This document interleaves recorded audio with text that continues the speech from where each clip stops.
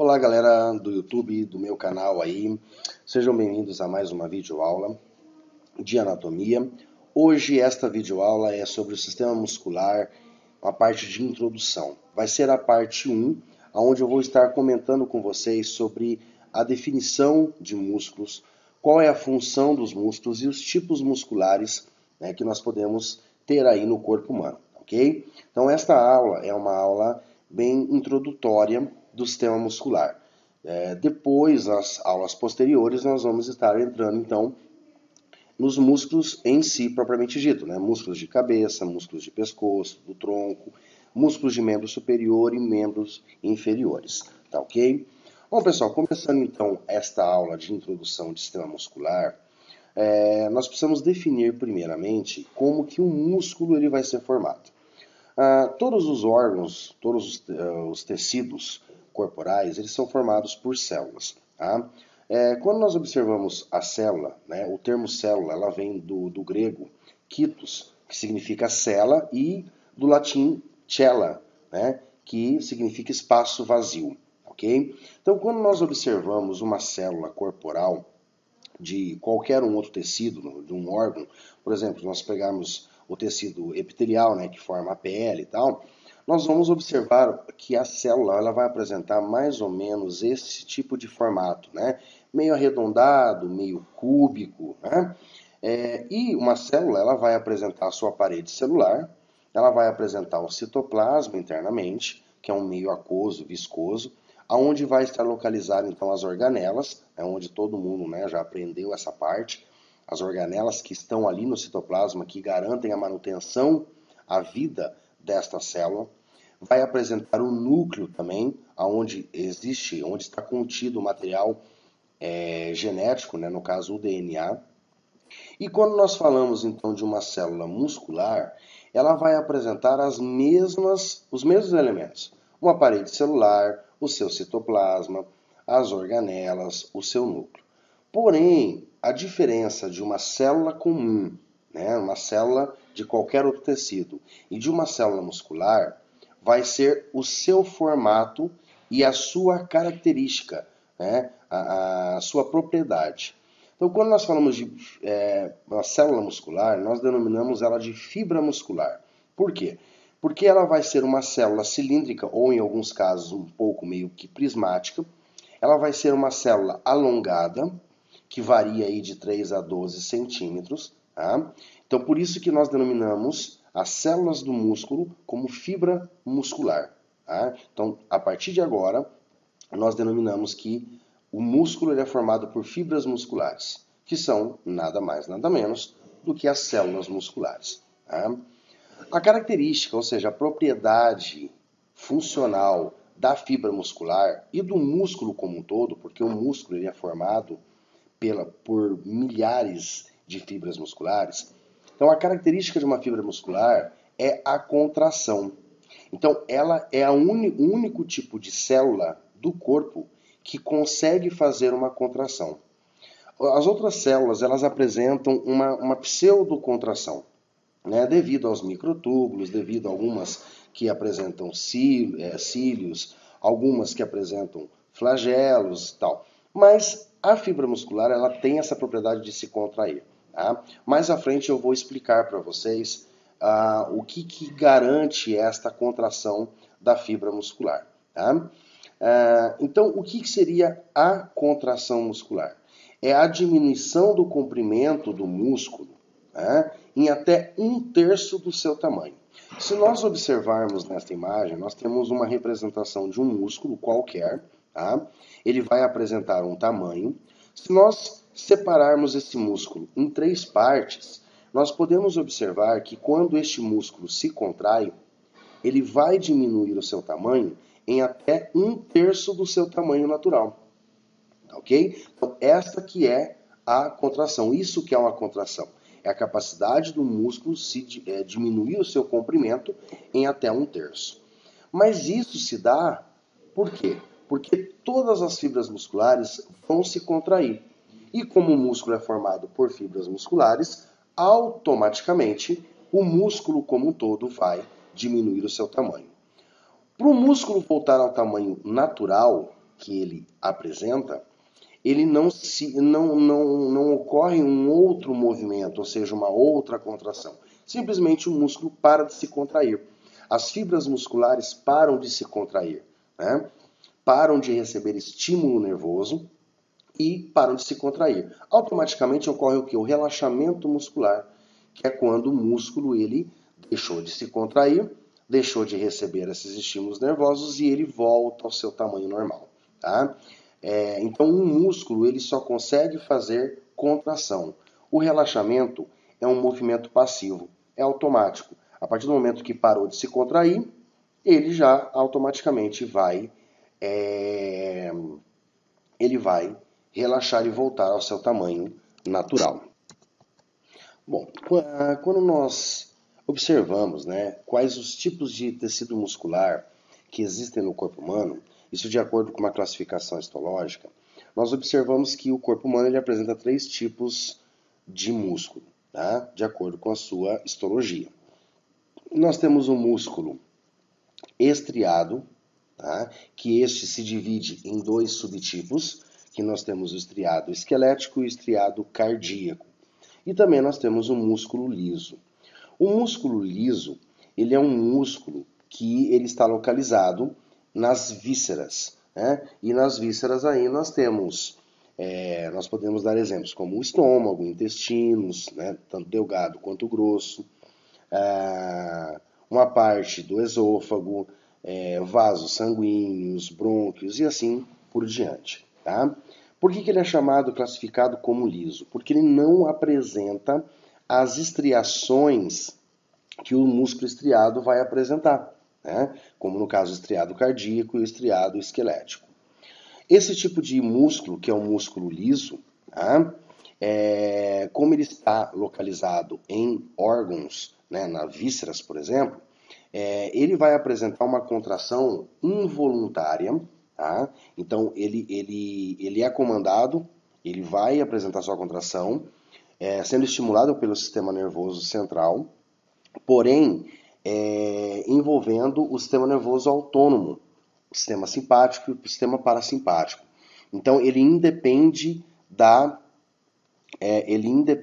vontade consciente de se contrair, tá? A contração desse músculo liso, ele é uma contração que acontece de uma maneira lenta, tá? Então, além dele ser involuntário, ele apresenta uma contração lenta. Um músculo estriado cardíaco, ele é exclusivo do coração. Então, essas fibras musculares, né, cardíacas, elas vão formar todo o músculo do coração, toda a parede muscular do coração, tá? Esse tipo de músculo ele também apresenta uma contração involuntária, porque ele também é comandado pelo sistema nervoso autônomo, porém a contração desse músculo é uma contração rápida, tá? Ele é uma contração rápida. E a disposição das fibras musculares para formar este músculo cardíaco, ele garante com que esse músculo nunca entre em fadiga muscular, tá? Que ele nunca se canse de se contrair para poder estar continuando, né, bombeando o sangue para todo o corpo. Quando nós observamos o músculo estriado esquelético, nós observamos que ele também vai apresentar essas estriações, tá? Essas fibras musculares, né, que vão formar o músculo estriado esquelético, formam os músculos que se prendem ao esqueleto, né, que garantem todos os movimentos corporais. Esse tipo de músculo, ele apresenta movimentos voluntários, ou seja, então a partir desse músculo agora, o nosso consciente, a nossa parte voluntária do sistema nervoso consegue comandar esse músculo, ou ele para fazer o movimento ou para não fazer o movimento, tá? A ação deste músculo é uma ação rápida, tá? É uma contração rápida também. Além de ser voluntária, ele também apresenta uma contração rápida. O músculo estriado esquelético, apesar dele ser classificado como tendo movimentos voluntários, em alguns casos ele pode realizar movimentos involuntários, como no caso de arcos reflexos, tá? Quando o indivíduo ele recebe um estímulo, geralmente doloroso, nocivo para o organismo, e esta informação chega a nível de medula espinal e já se conecta com o neurônio motor, fazendo com que o músculo se contraia, para retirar aquela parte do corpo deste estímulo nocivo, né, para que não ocorra nenhuma lesão a mais nesta parte do corpo. Então, em alguns casos, sim, ele pode apresentar uma contração involuntária, somente quando envolvendo o arco reflexo, ok? Aqui nós temos algumas imagens histológicas, né, em corte tanto transversal quanto longitudinal, aonde nós podemos ver as características desses músculos, né? Então aqui nós temos o músculo estriado esquelético, né, num corte longitudinal, onde nós observamos todas as estrias, e aqui num corte transverso. Nós temos também aqui o músculo estriado cardíaco, né? Aqui num corte longitudinal e aqui num corte transversal, né, onde nós podemos ver também as estrias, porém a disposição das fibras musculares, elas são interconectadas, né, diferentes já desse caso aqui, ó, que são todas enfileiradas. Aqui não, né, no cardíaco um conjunto de fibras já se une com outro conjunto de fibras, formando então um entrelaçado de fibras musculares, o que garante que esse músculo não chegue a uma fadiga muscular tão facilmente assim, dificilmente vai entrar em fadiga muscular. E aqui nós temos um músculo liso, né, tanto no corte longitudinal quanto no corte transversal, onde nós podemos observar que não existe nenhuma estriação, tá? Não existem estrias. Então esse tipo de músculo liso é onde está localizado ali em vísceras, né? Vasos sanguíneos, vísceras do sistema digestório, vísceras do sistema respiratório, enfim, ok? Quando nós observamos, no caso dos músculos estriados esqueléticos, nós podemos observar que ele vai apresentar basicamente dois tipos de fibras musculares, a do tipo 1 e a do tipo 2. A do tipo 1 ela é classificada também como fibra vermelha, tá? E a do tipo 2 é classificada, denominada como fibra branca. A fibra do tipo 1, que é a vermelha, ela vai apresentar uma contração. As fibras do tipo 1, que são as vermelhas, elas são consideradas como tendo contração lenta. Consequentemente, elas são mais resistentes à fadiga muscular. Já as fibras musculares do tipo 2, que são as brancas, elas apresentam contração mais rápida e assim são mais suscetíveis à fadiga muscular, ou seja, elas apresentam uma menor resistência à fadiga muscular. Tá? Então os músculos eles apresentam esses dois tipos de fibras musculares, tanto do tipo 1, que é vermelha, para contração lenta e mais resistentes, e do tipo 2, que é a branca, que é uma contração mais rápida, porém menos resistente à fadiga muscular. Tá? Então aqui é só para que vocês possam entender como que um músculo é formado, né? Como que apresentam-se então essas fibras musculares. Nem todas as fibras musculares são de um único jeito, de um único tipo. Elas apresentam essa diferença aí, ok? Bom, nós temos que entender então que uma fibra...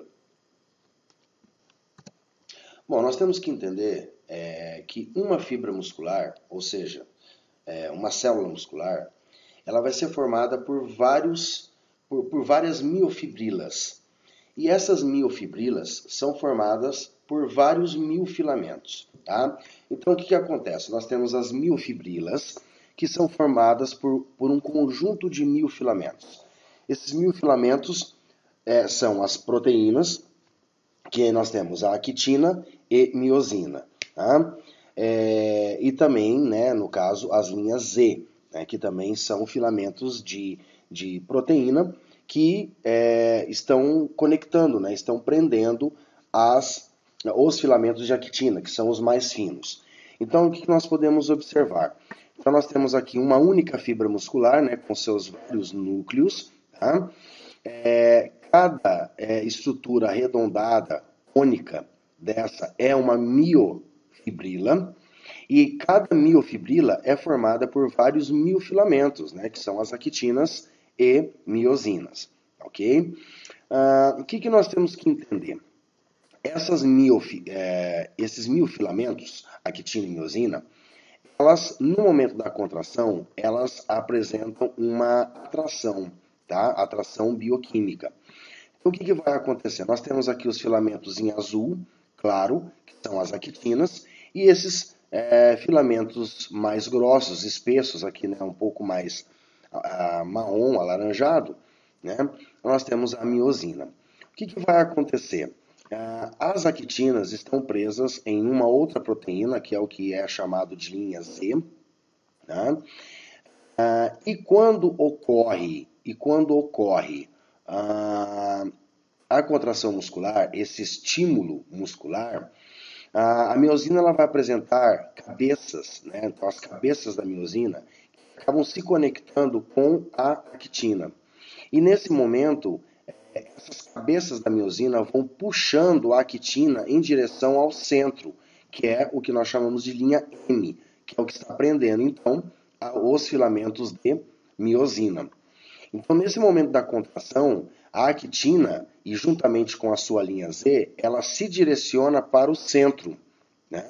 É o que está acontecendo aqui nessa imagem abaixo aqui, né? Então, a actina ela foi puxada para o centro. Quando a actina é puxada para o centro, ela puxa juntamente a sua linha Z. Tá? Só que nós temos que entender que isto aqui é um único sarcômero, ou seja, é uma unidade funcional. Quando nós pegamos uma miofibrila, ela vai apresentar vários sarcômeros, né, formando uma única miofibrila. Tá? Então, esse sarcômero vai apresentar a contração, o sarcômero seguinte vai apresentar a contração, o sarcômero seguinte também, e assim sucessivamente. Vai fazer o que com essa miofibrila? Vai fazer com que ela se encurte, ela diminua o seu tamanho. Só que nós temos que entender que uma única fibra muscular ela é formada por vários, né, miofibrilas, por várias miofibrilas. Quando todas essas miofibrilas se contraem, ou seja, diminuem o seu tamanho, automaticamente toda a fibra muscular diminui o seu tamanho. E isso acontece em todas as fibras musculares que formam um único músculo. Por isso que o músculo ele diminui o seu tamanho, tá? Graças ao sarcômero, graças a essa atração bioquímica que existe entre a actina e a miosina, ok? Eu não vou entrar muito em detalhes aqui como que vai ocorrer toda essa atração bioquímica, porque o foco da minha videoaula não é fisiologia, né, e sim anatomia. Então eu estou somente mostrando para vocês como que é formada uma fibra muscular, né, que aí vai ter as miofibrilas, que apresentam seus miofilamentos de actina e miosina, que a actina, a miosina, ela puxa a actina em direção ao centro, encurtando um único sarcômero, e aí nós temos que entender que todos os sarcômeros que formam uma única miofibrila vão ser encurtados também. E não somente uma única miofibrila. Todas as miofibrilas estão constituindo uma única fibra muscular. Então toda a fibra muscular ela vai se encurtar. Então todos os sarcômeros vão se encurtar e automaticamente a fibra diminui o seu tamanho. Tá? E automaticamente, consequentemente, o músculo vai diminuir o seu tamanho, que é o que nós chamamos de contração muscular. Tá ok? Então aqui é só mais para que vocês entendam, então, como que mais ou menos vai funcionar, tá? Lembrando que não é uma aula de fisiologia, e sim de anatomia, tá ok? Só deixando mais uma vez claro o que é um sarcômero. O sarcômero é a unidade funcional que envolve a banda 1, tá? Que aí nós pegamos aqui a linha Z, a actina, né, de um lado, a linha Z e a actina do outro lado, e também a zona H, que envolve as miosinas e a linha M. Né? Aqui nós temos então um único sarcômero, que é uma única unidade funcional de uma miofibrila. Tá? Só que uma única miofibrila vai apresentar vários sarcômeros. E uma única fibra muscular vai apresentar várias miofibrilas. Ok? Outra coisa interessante que nós temos que saber também é que em um único músculo, não necessariamente todas as fibras musculares vão se contrair para fazer o músculo se contrair. Quando o músculo se contrai, algumas fibras se contraem, outras não. Tá? Isso tudo depende do sistema nervoso, que faz com que essas fibras, algumas se contraiam, outras não. Em um determinado momento, algumas fibras se contraem, outras estão relaxadas. Quando essas fibras contraídas, elas começam a entrar em fadiga muscular, elas começam a relaxar e as outras que estavam relaxadas começam a se contrair, tá? E automaticamente vai se contraindo aí todo o músculo, né? De uma maneira adequada, de uma maneira correta, tá certo? Bom, como que um músculo ele vai ser formado? Como que ele vai ser constituído? Tá? Quando nós observamos um único músculo, nós temos que observar que o músculo ele vai ser formado por milhares de fibras musculares, correto? Só que nós já vimos no slide anterior que uma única fibra muscular, ou seja, uma única célula muscular, ela é formada por um conjunto de miofilamentos, que são as actinas e miosina. Esse conjunto de miofilamentos, que é a actina e miosina, forma uma miofibrila. O conjunto de miofibrila forma uma fibra muscular. Pronto, chegamos então aqui à fibra muscular. Só que nós precisamos ter milhares de fibras musculares para formar um único músculo. Tá? Então, quando nós temos um conjunto de fibras musculares, elas vão formar uma única estrutura chamada fascículo. Esse fascículo ele pode apresentar um número mais ou menos entre 10 fibras musculares ou até mais de 100 fibras musculares. Então, um único fascículo ele pode apresentar de 10 a mais de 100 fibras musculares, formando um único fiozinho do músculo, tá? Que é o que nós chamamos de fascículo. Só que nós temos que entender que para prender, né, para unir todas essas fibras musculares para formar um fascículo, elas têm que ser envolvidas por um tecido, por uma membrana, e esse tecido que envolve, né, que prende essas fibras musculares para formar um fascículo, é o que nós chamamos de perimísio. Tá? Então, o perimísio ele é uma membrana que envolve fibras musculares formando um fascículo. Então, na verdade, ele envolve um fascículo, né? Prendendo ali todas essas fibras musculares. Só que nós temos que observar que um único músculo ele vai ser formado por N fascículos. Né? O conjunto desses fascículos é o que forma, no final, um músculo. A parte carnosa do músculo, aquela parte vermelha do músculo, que nós chamamos de ventre muscular. Só que para unir, para prender todos esses fascículos para formar um músculo, nós temos que ter um outro tecido, uma outra membrana, que vai unir todos esses fascículos. E esta membrana é chamada epimísio. Tá? Então, revestindo todo o ventre muscular, ou seja, unindo todos os fascículos musculares para formar um músculo, nós temos o epimísio. Tá? E assim, então, nós formamos um músculo, o ventre muscular, né?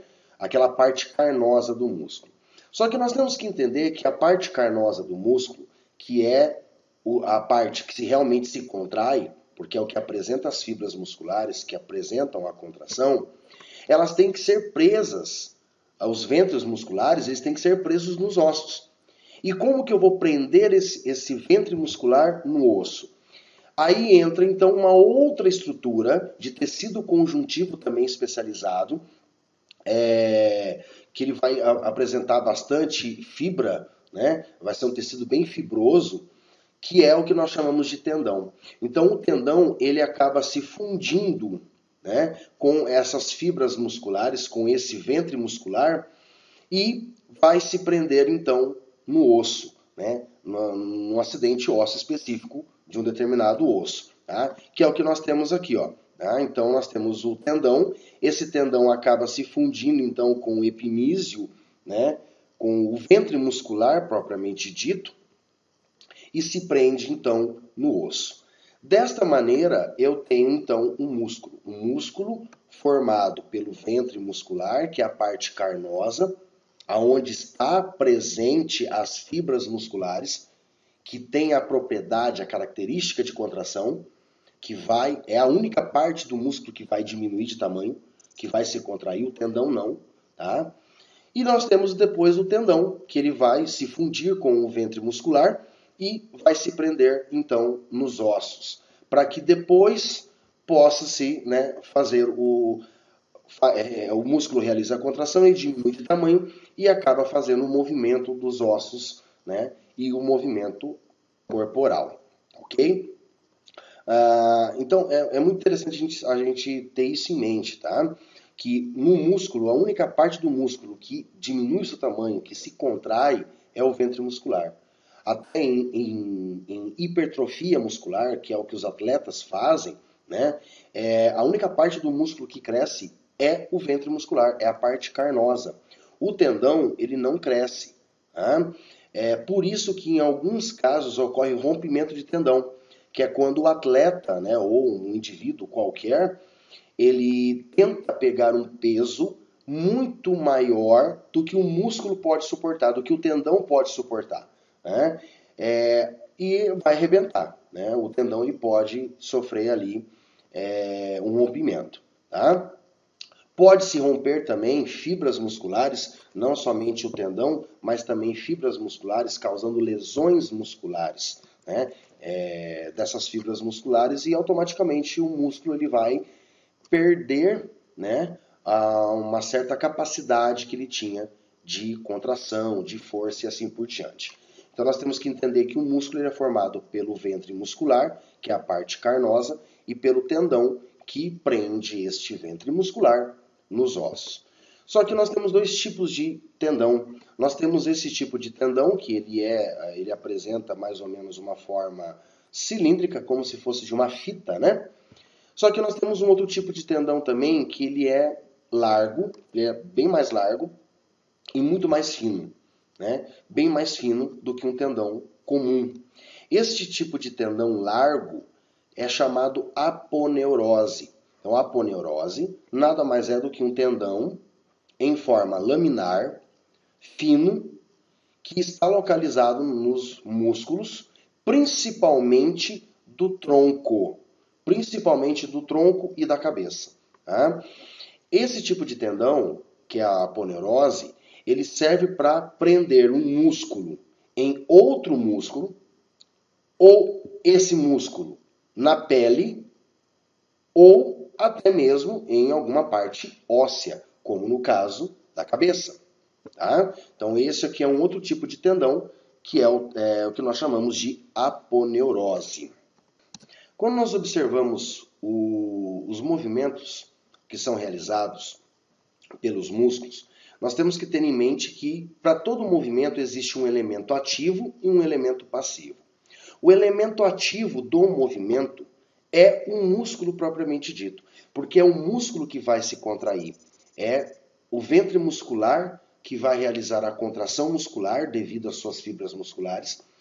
Como o ventre muscular está preso nos tendões e os tendões, consequentemente, estão presos nos ossos, quando o músculo se contrai, ele diminui de tamanho, ele acaba puxando o osso móvel em direção ao osso fixo.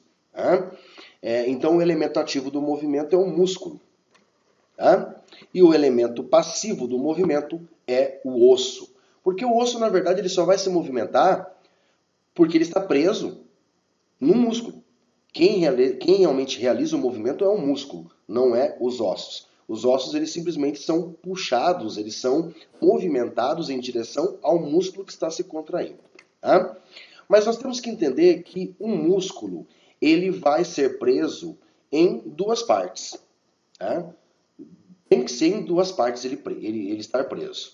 Então, todo músculo que nós observamos, que nós estudamos, ele vai apresentar uma origem e vai apresentar uma inserção.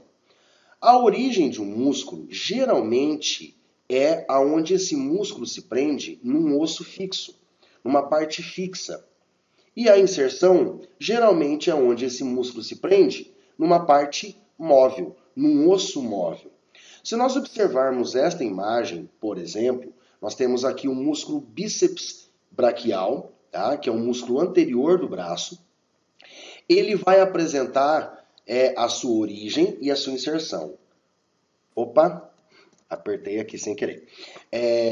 A origem desse músculo, né, não estou trabalhando com origens e inserções aqui, mas só quero que vocês entendam o mecanismo aqui. Esse músculo bíceps braquial, a origem dele vai ser em dois acidentes ósseos, de um único osso, que é o osso escápula. Né? Então ele vai se prender tanto no processo coracoide da escápula, quanto no tubérculo supraglenoidal da escápula. Então essa é a origem. Aonde está sendo a origem? Num osso fixo, né? Que é a escápula, que fica presa, né, através de músculos e ligamentos no tronco, né? Ali na caixa torácica, ok? A inserção desse músculo vai ocorrer aonde? Num osso do antebraço chamado rádio. Tá? Então o que vai acontecer? Quando esse músculo se contrair, ele vai diminuir o tamanho. Correto? Beleza. O que ele vai fazer? Ele vai puxar a escápula em direção ao rádio ou o rádio em direção à escápula? Consequentemente, a segunda opção é o rádio em direção à escápula. Por quê? Porque nós temos a escápula como um osso fixo. Teoricamente, um osso fixo. E o rádio, um osso móvel. Então, consequentemente, o que vai acontecer? O antebraço ele é movimentado em direção à escápula, que é um osso fixo. Entenderam? Então, por isso que nós temos a origem e inserção. A origem é a parte fixa, onde o músculo se prende, e a inserção é a parte móvel, aonde o músculo se prende. E assim é realizado, então, um movimento.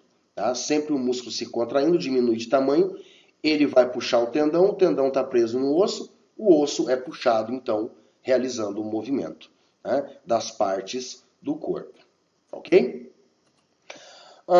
Nós temos uma classificação que nós podemos fazer em relação aos músculos, que é o que nós chamamos de relação miotendão. O que é isso? Se nós observarmos esse músculo, por exemplo, tá? Esse músculo lateral aqui, né, da coxa. Nós temos então um músculo tensor da fáscia lata. Ele vai apresentar um tendão proximal e um tendão distal. O que é a relação miotendão? É como as fibras musculares estão dispostas entre os tendões, em relação ao tendão. O que está acontecendo aqui com as fibras musculares? Elas estão de cima para baixo, né? Ó, do tendão proximal para o tendão distal. Ou seja, elas estão longitudinais, de cima para baixo, né? Se nós observarmos um outro músculo, por exemplo, nós temos aqui o tendão, ó, mas observa como estão as fibras. Elas estão em formato meio parecido como pena. Então, esse tipo de disposição de fibras musculares é o que nós chamamos de peniformes, músculos peniformes. Tá? E claro que os músculos peniformes, né, eles vão ser subdivididos em 3 classes, em 3 subtipos, né, vamos dizer assim.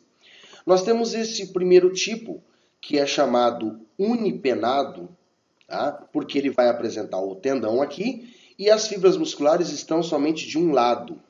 Então, unipenado. Se nós observarmos esse segundo músculo, o tendão está aqui no centro e as fibras estão dispostas dos 2 lados, né? Parecendo realmente mesmo uma pena, né? Uma pena qualquer. Então, este músculo aqui é classificado como músculo bipenado. Este terceiro músculo aqui, ó, nós temos um tendão e que se subdivide em vários outros tendões. E cada tendão desse vai apresentar as suas fibras formando várias penas. Então, como nós temos um único músculo com aparentemente várias penas, nós classificamos este músculo como um músculo multipenado. Tá?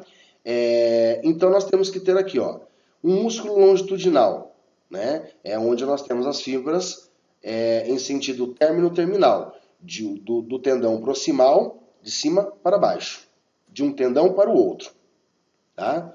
Em linha reta. Se nós observarmos este outro tipo de músculo, né, nós temos as fibras látero-lateral. Ó, lateral, lateral, tá? Ó, em sentido, tá ok? Em sentido meio oblíquo em relação ao tendão, tá? Exemplos de músculos longitudinais, né? Depois vocês vão aprender os músculos mais especificamente. Mas nós temos ali o músculo sartório, desculpem, o músculo tensor da face lata, o músculo grácil, tá? Então, alguns exemplos aí de músculos longitudinais. Músculos, por exemplo, unipenados, semitendíneo, semimembranáceo. Músculos bipenados, nós podemos ter ali o músculo...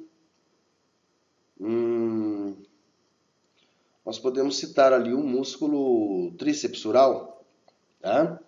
O músculo multipenado, por exemplo, o quadríceps femoral, que é o músculo anterior da coxa, tá? Então, só para que vocês tenham mais ou menos uma ideia aí de como nós classificamos essa relação mio-tendão.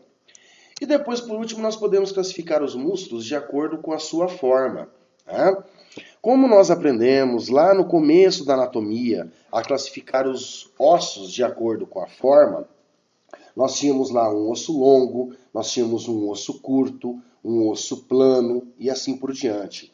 Os músculos também vão apresentar suas classificações mais ou menos parecidas, tá? Nós podemos ter um músculo que é classificado como músculo longo. Por exemplo, o tensor da face lata, o sartório, o semitendíneo, né?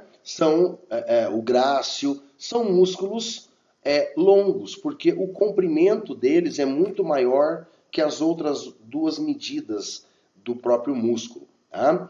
Nós podemos ter um outro tipo de músculo que nós classificamos como músculo curto, como nós temos um exemplo aqui do músculo masseter, que é um músculo que está relacionado com a mandíbula, com a movimentação da mastigação e também da fala.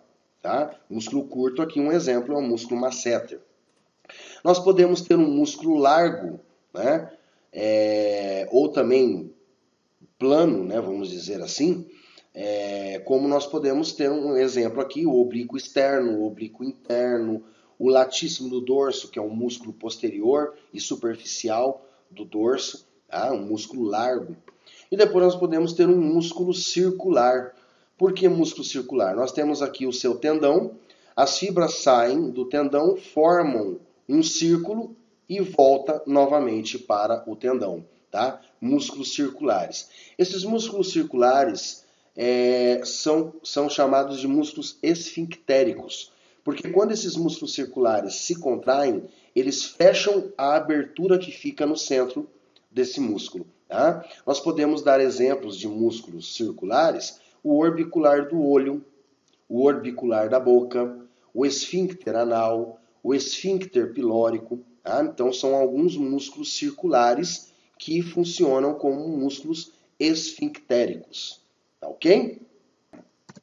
Bom, pessoal, então aqui nós terminamos a primeira parte da introdução ao sistema muscular, tá? Onde eu passei para vocês toda uma definição de músculo, o que é um músculo, qual a sua propriedade, a sua característica, né? Como que o músculo é formado, como que ocorrem as contrações musculares, como que uma fibra muscular se contrai, que é devido à actina e miosina, né?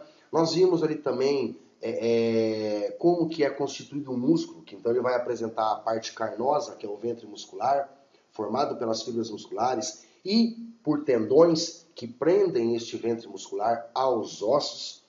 Nós vimos ali que o músculo é o elemento ativo do movimento e ele apresenta suas origens e inserções. Origem sempre num ponto fixo, né, num osso que é considerado como fixo, e a inserção num osso onde é considerado móvel. Nós vimos também como nós classificamos a relação mio-tendão, né? Como que as fibras musculares estão dispostas em relação ao tendão do próprio músculo. E nós vimos também a classificação quanto à forma desses músculos, ok? Espero que vocês tenham gostado, que vocês tenham aprendido, né? Que esta aula seja proveitosa para vocês. Façam as suas anotações E, mais uma vez, né, se inscrevam lá no meu canal, curtam o canal, né, o meu canal de videoaulas aí, né, Anatomia com o Professor Carlos, ok?